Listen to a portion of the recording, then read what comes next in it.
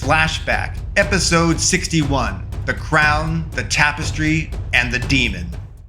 We were 666 feet below ground in a labyrinth far below Soros's Lilydale Fortress. We destroyed the Tapestry of Bael. We found the devil's soul-draining crown of Bael. We just had to get out of the underground horror show that we had entered. Naturally, we planned to backtrack the way we came in, to exit the complex. As we approached the first room that we had entered, where cultists had removed clothes and possessions from their victims, there was a group of cultists outside its door, and each and every one of them was armed. The cultists were clearly following our dagger-cut new entry doorway portals, which apparently led them straight to us. I suppose cutting holes in walls was kind of a tell. It told people where we had been, and presumably where we were going. You may recall Aaron Graywell. He was the man that stalked me and sabotaged my car and blew up my house and evaded police and the FBI despite having a most wanted warrant. To my dismay, Aaron Graywell was there with the cultists. He stepped forward from behind the pack of cultists. Aaron Graywell glared at me. He almost seemed to look right through me. He said, "I tried to stop you, but you did not stop. You are weak and stupid, Richard." Aaron demeaned. Aaron Graywell gravely spoke, mockingly. "This has gone too far. Meet your god, Fulcrum." And with that, Aaron Graywell dropped his mortal weapons, and he burst into flame right before us.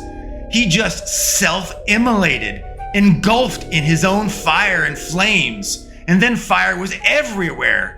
It was like a spontaneous, intense combustion just lit him up, and he burned, and all the air and everything around him began to seemingly become incendiary, inflamed. Aaron Graywell had transformed into a demon Aaron, a brand new demon Aaron Graywell. He was muscular and had flames that flashed and flickered and licked the air all around him, like he brought hell itself with him into the mortal world. Aaron Graywell was a major demon from hell. Sarah and Taylor just opened fire. They shot and shot, unloading each of their 30-bullet magazines into Aaron and into the group of cultists. The cultists, every last one of them, all of them, they just fell dead. But Aaron Graywell, he just stood there, as if no bullet ever had even touched him. It was clear that demon Aaron Graywell could not be harmed, much less killed, by guns. I pulled the flaming dagger of choice and destiny out from its scabbard, and it ignited in heaven's fire. But to my surprise, Aaron pulled out his own sword from a scabbard that he apparently had on his back. Aaron grinned wickedly as his sword flashed, and it ignited. It was engulfed not by heavenly fire, but by hellfire of death. It reminded me of the movie Crocodile Dundee, where Dundee challenges an assailant as he reveals a much bigger and scarier knife and asks, "You call that a knife?" mockingly. Well, like Crocodile Dundee, Aaron looked to me and he challenged, "You think that your little holy dagger can stop my bigger unholy sword?" If it was a contest of sword sizes, of who had the bigger sword, well, if it was a contest of sword sizes, then I was going to lose, because it was clear Aaron had the much bigger sword. Katie panicked. Don't fight! Don't fight! We have what we came for! We can avoid him! How do we get out of here? She implored. Sarah commanded, Retreat! Retreat! I wondered, but where do we run? We had nowhere to flee to. Back into the hell complex? When there was nowhere to retreat, there was nowhere to retreat and be safe. Bob panicked. No, no, no, not again! Taylor reloaded and shot Aaron repeatedly, magazine after magazine. She went through so many magazines, 30 bullet rounds, 30 bullet rounds, 30 bullet rounds, until she had no more magazines at all. Her shooting Aaron proved totally pointless.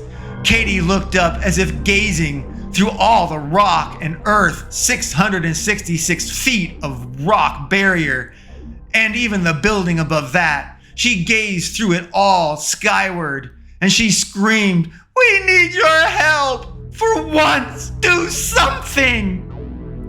Katie's palm began to hurt. It burned. Her rosebite, her divine truth-bearer palm tattoo, it burned on fire.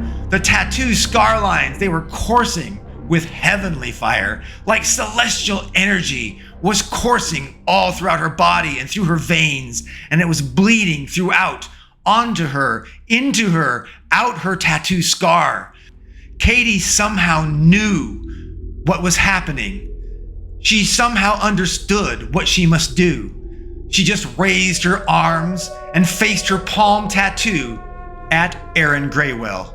She screamed with insane passion, God will stop you! Somehow coordinated with her words, an immense gust of fire and spectral wind blasted from Katie's palm. It blasted Aaron Graywell. It washed over him at first, and then, like a spring all wound up, a pump-action BB gun. Overpumped, it just blasted. Aaron flew backward into the air, far into the hallway wall, into a crumpled, motionless heap. Sarah said, bewildered, That cannot be. How did you do that? The fulcrum, and by extension us, none of us can have any help, certainly not direct help from heaven or the angels. She said, God himself and his miracles, well, they cannot be limited. God's miracles are not beholden to the rules that govern the prophecy of fulcrum. God made those rules. So certainly God can utilize nuances. I guess he changed the rules. Sarah concluded, actually each of us, we were blessed to have a future miracle, whatever and whenever God willed it to be. Sarah mused to Katie, Do you think your divine blast was your miracle from your knighthood blessing in Athlone? Or do you think it's a new power of yours? Katie replied, I don't know, but it was incredible. But can we just get out of here now? Sarah screamed at Bob. Bob, stop! Don't touch that! She exclaimed, Unholy weapons that do not require channeling like Richard channels celestial energy into the dagger. Unholy weapons are in constant contact with hell, like the curses from the blood roses of ambivalence. Unholy weapons like Aaron's sword, they channel hell's damning energy. It will fry you on contact, like Tiny was fried when he touched the blood-red rose. Sarah added, I fear its radiation of evil may bleed even through anything we might wrap it in to carry it. Sarah concluded, Please, Bob, leave it behind. Well, we left it behind. We backtracked all the way we came in, and we had escaped all the way into the forest, out of the compound and fortress walls, to the east of Soros's compound fortress. We thought that we were free, that we had finally escaped, but we were wrong. Right behind us was the risen from the dead demon Aaron Graywell. Things did not look good.